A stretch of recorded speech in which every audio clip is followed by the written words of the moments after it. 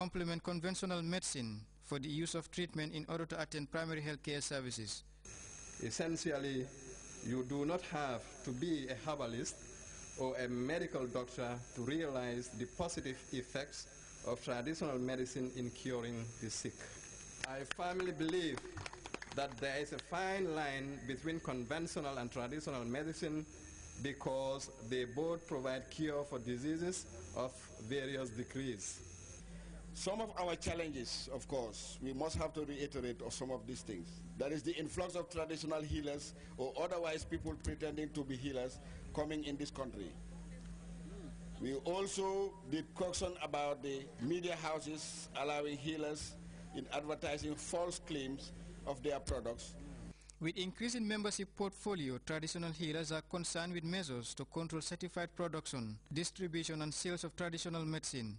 However, they are calling on the authorities to support them with resources to effectively regenerate herbs used in the treatment program. Babukar Kamara, GRTS. Officials of the West Africa Agricultural Productivity Program, WAP, have embarked on the second leg of their tour of farms, supported by the first phase of the Innovation Platform project. Louis Mendy was with the tour party and reports beneficiary farmers were given agricultural implements and technologies to maximize agricultural production and productivity. Tijan Sose and co-executive members of the WAP project arrived in Faraba Bantam village swamps to assess rice fields supported by what is called the WAP project's innovative platform. This primary phase of the project supports 1,500 farms of different crops owned by individuals and groups from across the country. The objective is to equip farmers with farming inputs and recommended technologies to maximize agricultural production and productivity.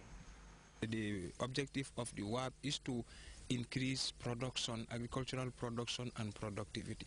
And as far as the innovation platform is concerned, that platform is a medium to transfer technology that will increase productivity, production and productivity of maize, rice, the groundnut, and we have two other commodities. The WAP Gambia is dealing with 5 commodities: livestock, production and horticulture.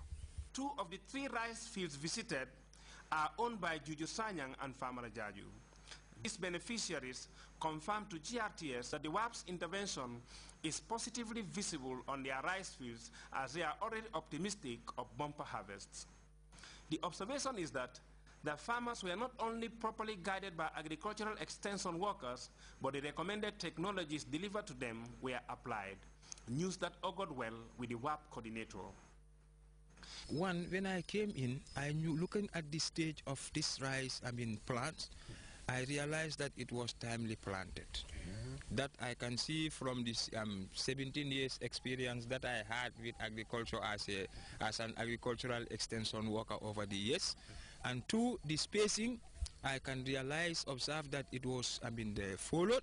The innovation platform of the WAP project is understood to have dished out 35 tons of rice seeds, 50 tons of groundnut seeds, 3 tons of maize seeds, and 3,000 bags of fertilizer to the beneficiary farms across the country.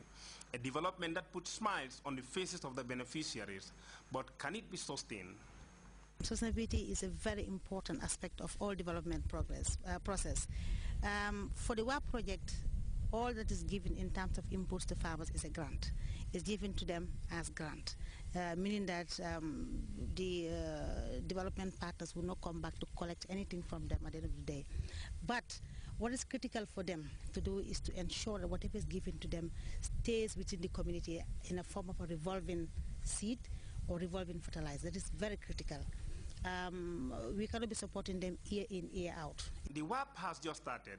This is its first season of intervention in the country, but officials of the project are already optimistic its ambitious dream, which is centered on improving agricultural production and productivity, while harmoniously aligning national regional priorities, is not far-fetched. Louis Mendy, GRTS. The President's farm in Sifo was the scene of a major rice transplanting exercise at the weekend. The volunteer corps consisted of people from Sifo and 4 other villages. Babukar Kamara has the details.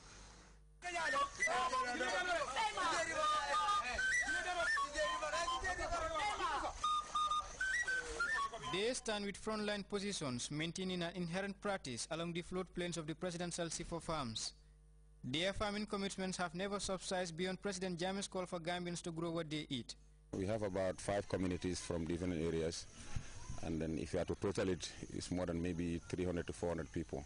Well, as usual, they are just here to give a helping hand to the president, just to help in his farming activities. Well, as far as rice cultivation is concerned, you may know these areas are the best areas in terms of rice cultivation. So if you have to estimate, what we are targeting here is about almost 5 hectares that we are targeting to complete this year, for C4 farm. We started at Dasalam where we have about 15 hectares of rice field. That one is already plowed, transplanted, everything is okay there. Now it is this week that we are turning to C4. And here again we are targeting almost a 5 hectare. The persistent production targets outlined by farm authorities have increased over the years, calling for additional labor in both preparations and cultivation levels. Volunteers, however, continue to turn in their numbers despite their distance and commitments. The majority has already responded. This is why we are here. We are here, in fact, we have many societies here, of which I cannot know the number, because people are many here. But what I can easily say is people have responded. We are working day and night, I can say, because people are sleeping here from Friday, Saturday, Sunday, up till Monday. I'm just saying all of us, we go back to the land and we work, because the president said, let us go back to the land.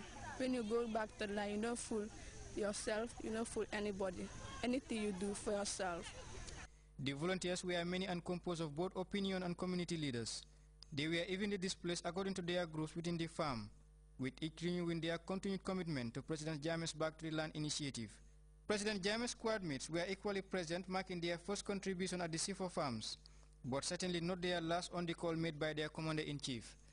Babukar Kamara, GRTS. You can monitor GRTS live on our website at www.grts.gm. That takes us to our first break. We'll be back in a moment. waxoon naa la nga registré ma de booba tey yaa ngi toog waxtu wi jot na de registré ma waay. waaye yow bu ma sonal ak registré xanaa du gaay fi waxoon dañuy dog 15 of June dog nañ kenn. gis nga nag semence yee tax ñu yokkoon ko waaye on the 15th of September mooy last registré ma waay balaa on the 15. man de registré naa. man de registré naa. man sax registré naa. mbokk yi képp ku registré wul sa sim card bi fexeel dem registré ji léegi balaa on the 15th of September mooy deadline bi amatul yokk ku registré wul sa sim card bi on the 15th of September dinañ dog sa line bi. ah su dee loolu la kon xaaral ma daw dem registré.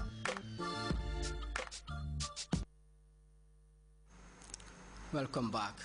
Mali's interim president John Kunda Traore has formally asked the regional economic bloc ECOWAS to intervene in the country's northern region where Tuareg rebels and Islamic fighters hold sway. Mali descended into general chaos after a military coup earlier this year, which encouraged insurgents to capture large swathes in the country's arid region. ECOWAS military chiefs have put on standby a 3,000-strong force ready to intervene in Mali. We have details in this report. The authorities in Mali seem to want to take the bull by the horns regarding the Islamist domination in the north of the country.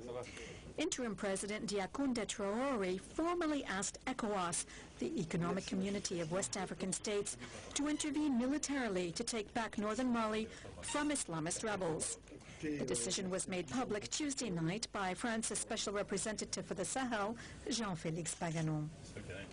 The announcement came 24 hours after the spokesman for the FDR, the United Front to Safeguard Democracy and the Republic, called for military intervention. We're calling on the transitional authorities, in particular the transitional president, to assume their responsibilities to relieve the suffering of the Malian people, wipe out the affront we've endured for 5 months, and make it known that enough is enough. ECOWAS has been waiting for weeks for the Malian government to give it the green light to send over 3,000 troops into Mali to reconquer the north from the Islamist rebels. The U.S. Democratic National Convention kicked off Tuesday night with a series of speeches from some of the party's loyalists. But the star speaker on day one of the convention was U.S. First